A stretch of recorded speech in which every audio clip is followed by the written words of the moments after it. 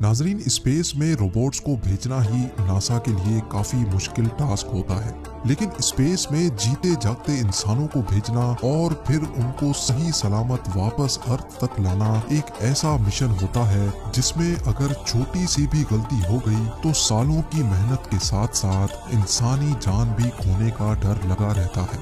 चाहे कोई भी स्पेस क्राफ्ट हो, वो स्पेस में एस्ट्रोनॉट्स को सूरज से निकलने वाली जानलेवा रेडिएशन से बचाने के साथ साथ उनको अर्थ जैसा एटमॉस्फेयर भी फराहम करता है ताकि वो अंदर जिंदा रह सके। प्रेशराइज्ड केबिन्स जिनमें ऑक्सीजन फराहम करने के लिए ऑक्सीजन टैंक्स भी लगे होते हैं और केबिन से कार्बन डाइऑक्साइड खत्म करने के लिए स्पेशल फिल्टर्स भी लगे होते हैं।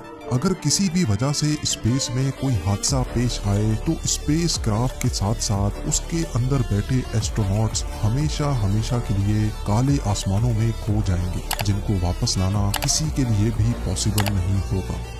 लेकिन आपको ये जानकर हैरत होगी कि ऐसा ही एक हादसा अप्रैल 1970 में अपोलो 13 पर पेश आया था। ये एक सच्ची कहानी है जो किसी साइंस फिक्शन स्टोरी से हरगिज कम नहीं है।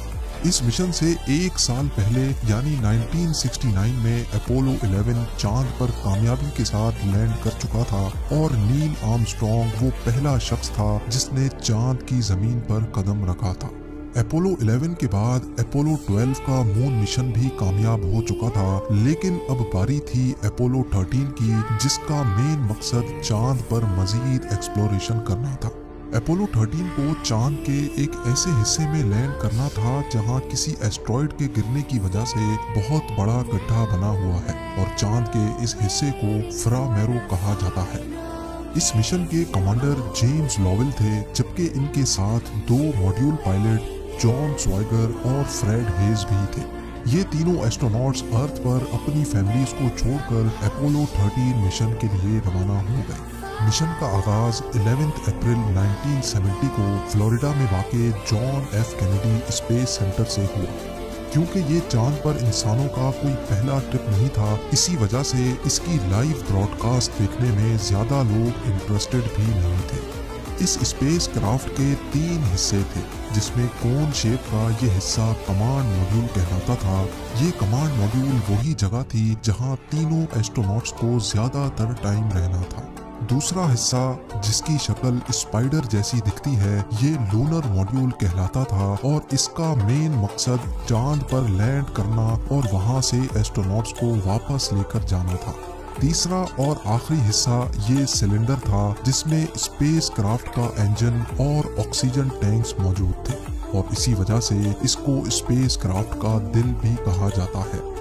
अब प्लान ये था कि पहले ये पूरा स्पेस क्राफ्ट अर्थ के ऑर्बिट से निकलकर चांद के गिर्द चक्कर लगाएगा और तभी इनमें से 2 एस्ट्रोनॉट्स सही टाइम पर इस लूनर मॉड्यूल में बैठकर उसको स्पेस क्राफ्ट से अलग करेंगे और चांद पर लैंड कर जाएंगे।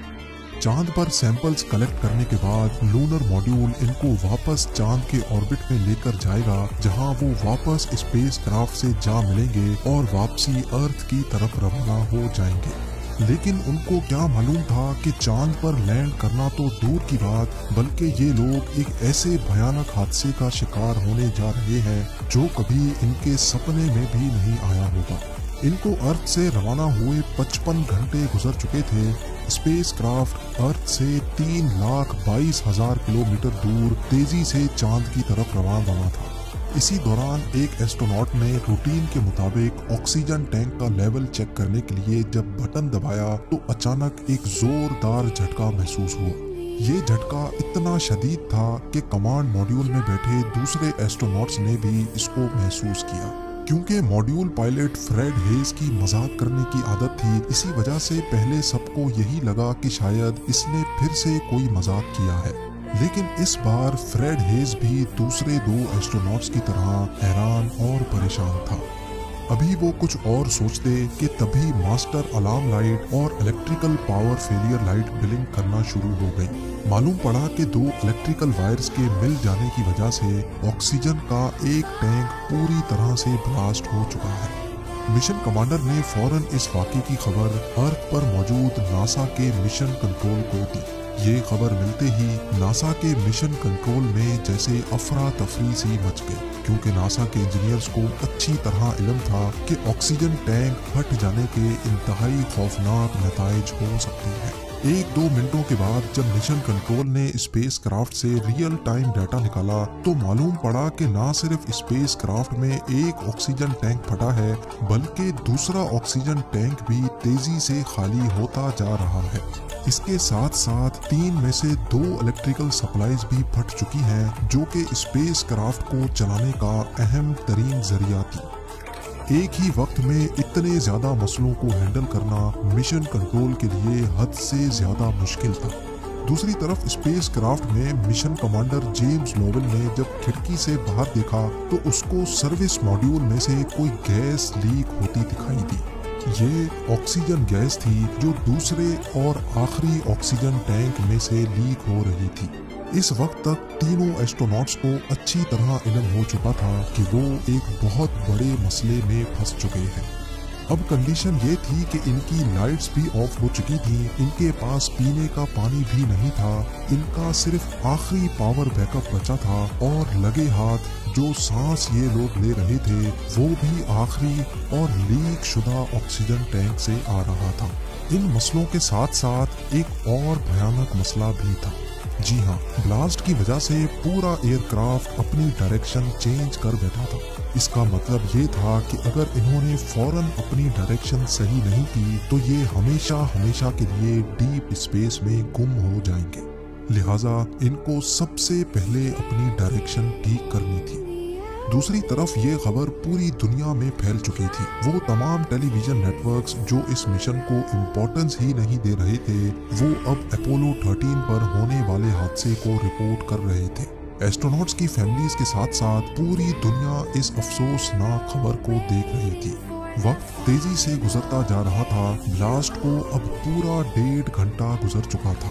दूसरे ऑक्सीजन टैंक में अब सिर्फ इतना ऑक्सीजन बचा था कि अगले 15 मिनट तक वो कमांड मॉड्यूल को ऑक्सीजन सप्लाई कर सकेगा। इसी मौके पर नासा के मिशन कंट्रोल ने ये फैसला किया कि एस्ट्रोनॉट्स को कमांड मॉड्यूल से निकालकर लूनर मॉड्यूल में शिफ्ट किया जाए।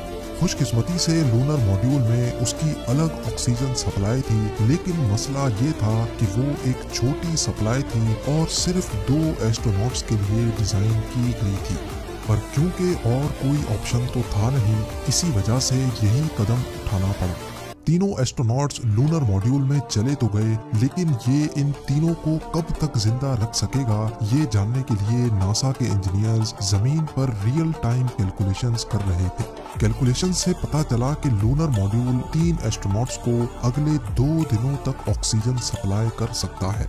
लेकिन असल सवाल अभी तक वही मौजूद था कि आखिर ये तीनों वापस अर्थ तक कब और कैसे लाए जाएंगे। ये वो सवाल था जिसका जवाब अभी तक किसी के पास भी नहीं था। अपोलो 13 को अर्थ तक वापस लाने के लिए नासा के पास 2 ऑप्शंस मौजूद थे। पहला ये था कि मेन इंजन को इस्तेमाल करके पूरे स्पेस क्राफ्ट को अर्थ की तरफ लाया जाए, लेकिन क्योंकि ये मेन इंजन भी सिर्फ आखिरी फ्यूल सोर्स पे चल रहा था, इसी वजह से इंजीनियर्स को खदशा था कि रास्ते में ही ये इंजन भी कहीं बंद ना हो जाए। दूसरा ऑप्शन था कि चांद की ग्रेविटी को इस्तेमाल करके स्पेस क्राफ्ट को अर्थ तक धकेला जाए, जिसमें काफी कम पावर इस्तेमाल होगी।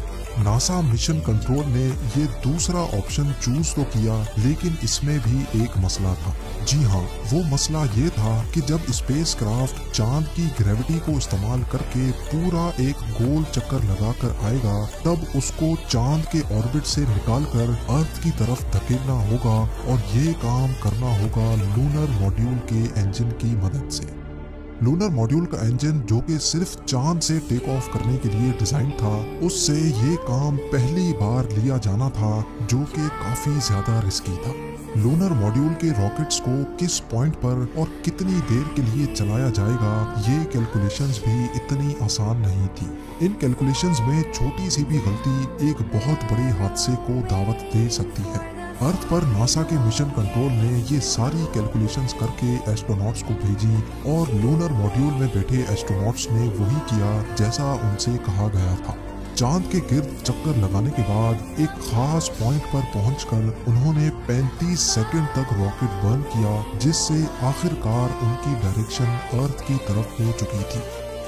पूरे 2 दिनों के बाद स्पेसक्राफ्ट 32,000 किलोमीटर पर आवर की स्पीड से चलता हुआ अर्थ के काफी करीब पहुंच चुका था और अब इनको काफी मुश्किल तरीन चीज का सामना करना था। वो मुश्किल चीज ये थी कि अर्थ के एटमॉस्फेयर में दाखिल होने से पहले इनको लूनर मॉड्यूल छोड़कर वापस कमांड मॉड्यूल में जाना था, क्योंकि सिर्फ कमांड मॉड्यूल ही इस काम के लिए बनाया गया था। लिहाजा अपने स्पेस सूट पहनकर वो कमांड मॉड्यूल में गए, जहां सारे कंप्यूटर्स बंद पड़े रहने की वजह से वहां का टेम्परेचर फ्रीजिंग पॉइंट से भी नीचे जा चुका था। अर्थ में एंट्री के लिए उन्होंने खुद को लूनर और सर्विस मॉड्यूल से अलग कर दिया। नासा के मिशन कंट्रोल और पूरी दुनिया के लोगों का सांस रुका हुआ था, क्योंकि अब वो वक्त काफी करीब आ चुका था जब बगैर कंट्रोल्स के ये लोग अर्थ में वापस एंटर होने जा रहे थे। एंट्री के वक्त गरमाइश की वजह से पूरे 3 मिनटों तक उनसे राब्ता टूटा रहा। जब 3 मिनट के बाद भी उनका कोई जवाब नहीं आया तो सबको यही लगा कि शायद एस्ट्रोनॉट्स जान की बाजी हार बैठे हैं। लेकिन फिर अचानक वही हुआ जिसका सबको इंतजार था। उन्होंने रेडियो पर अपनी खैरियत का पैगाम भेज दिया। अर्थ के एटमॉस्फेयर में एंटर होते ही उन्होंने अपने पैराशूट खोल दिए थे, जिसको अब टेलीविजन पर भी दिखाया जा रहा था। एस्ट्रोनॉट्स की फैमिलीज के साथ साथ हर शख्स ये मंजर देखकर जश्न मना रहा था। आखिरकार पूरे 5 दिनों के बाद 17 अप्रैल को उनका मॉड्यूल पैसिफिक ओशन में जा गिरा, जहां से उनको फौरन रेस्क्यू कर लिया गया। उम्मीद है जेम टीवी की ये वीडियो भी आप लोग भरपूर लाइक और शेयर करेंगे। आप लोगों के प्यार भरे कमेंट्स का बेहद शुक्रिया। मिलते हैं अगली शानदार वीडियो में।